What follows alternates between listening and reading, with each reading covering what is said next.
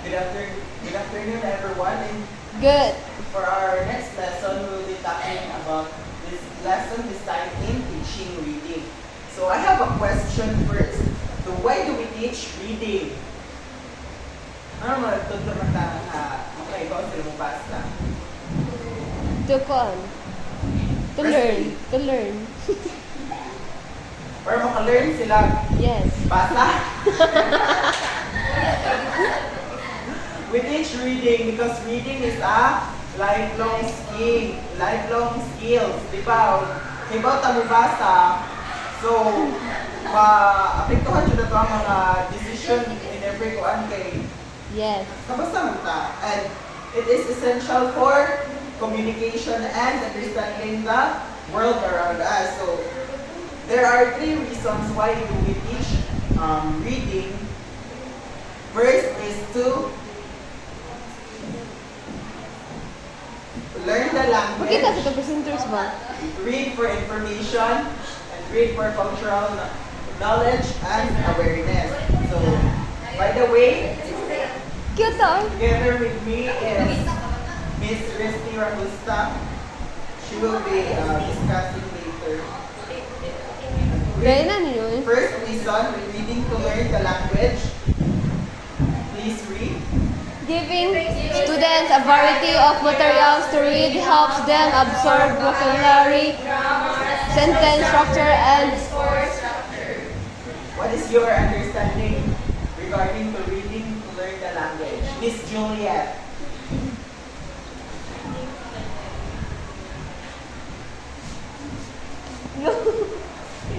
Kuan.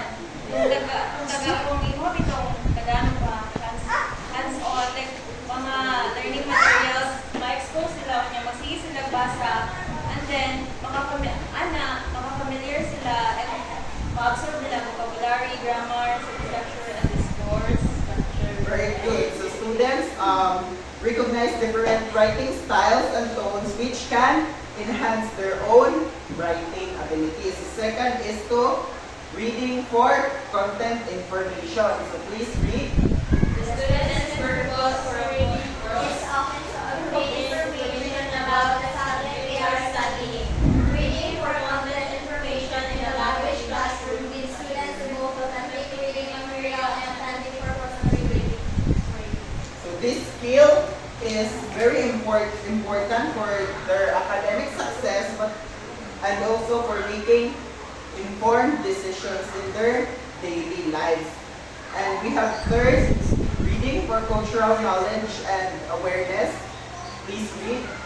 Reading everyday materials from transcribing speakers and students insight into the lifestyles and worldviews of people without standards they are studying in. Yes. Through literature, students can explore different cultures, perspectives, and contexts. So, reading stories from various cultures can challenge stereotypes and broaden our worldview, making us more informed and compassionate individuals. So, we have 5 different reading strategies. And what are the reading strategies that the teacher can use while teaching reading? What? Then again, we have 5 reading strategies here that can help students read more quickly and effectively. And this includes first, reviewing, followed by predicting, skimming and scanning, guessing from context, and the last one is paraphrasing. So first we have reviewing. Reviewing or reviewing titles, section headings, and photo captions to get a sense of the structure and content of the reading selection. So this involves looking over a text before reading it in detail. So buhaton sa reader ani is mag-observe siya or mag-examine siya sa mga images, mga headings, sa mga highlighted text or bolded text. So how do we implement this strategy? So before diving into a new text, we ask the students to look at the titles, headings, and daily visuals, and discuss what they think the text will be about and what they hope to learn. So We have second is predicting. Please read. Using knowledge of the subject matter to make predictions about content and vocabulary and check comprehension. So this involves educated guesses what will happen next into the text, or what will be the next information will be presented kanang mag-base sila sa context clues. So as they read, encourage them to continue making predictions about upcoming sections or outcomes and discuss whether their predictions were correct and explain how they arrived in this conclusion. Di pa din.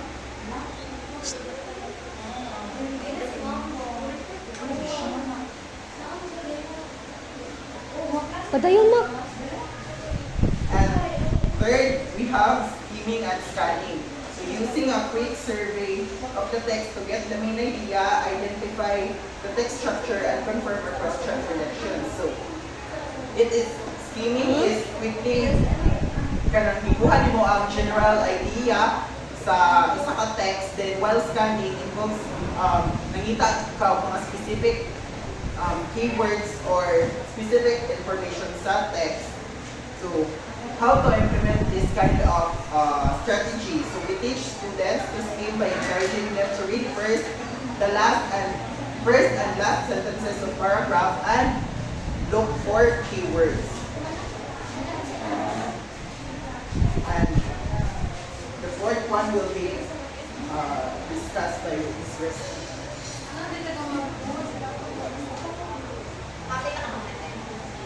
Okay, the fourth is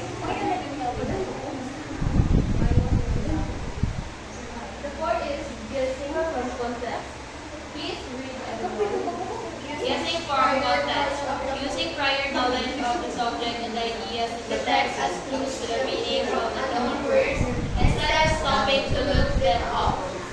Okay, this strategy involves figuring out the meaning of unfamiliar words using clues from the surrounding text.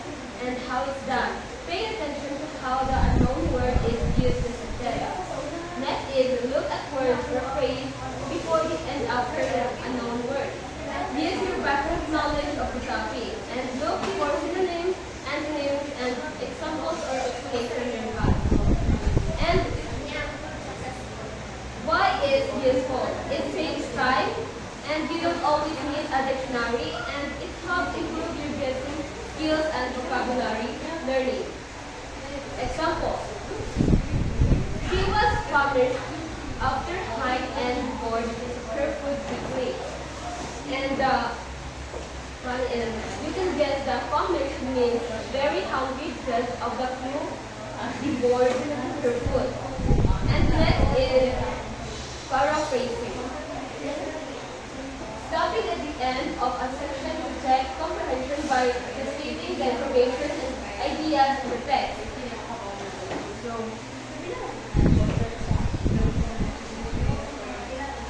and why it's important? It checks if you really understand the information and help remember ideas better and improve writing and speaking skills by practicing expressing ideas in new ways.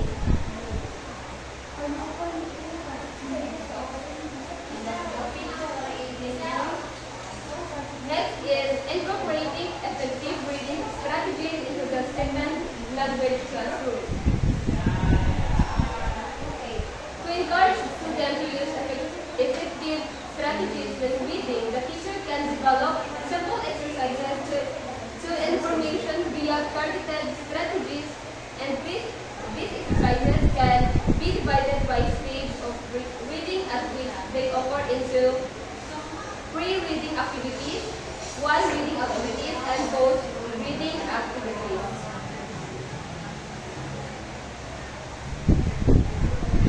Okay, pre-reading activities introduce students to a particular text and elicit or provide appropriate background knowledge and arouse their interest. Pre-reading activities include brainstorming, considering illustrations and titles, scheming, and scanning for software reading.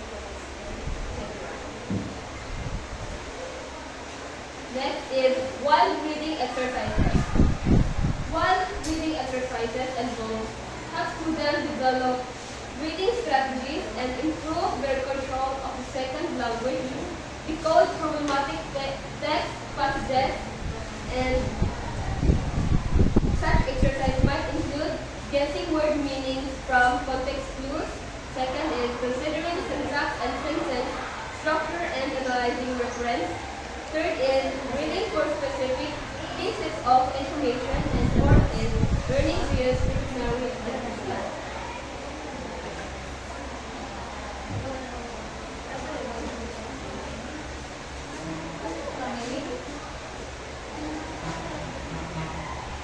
This exercise helps students make sense of the text as they read, developing reading skills and improving language understanding. Next is post-reading exercise.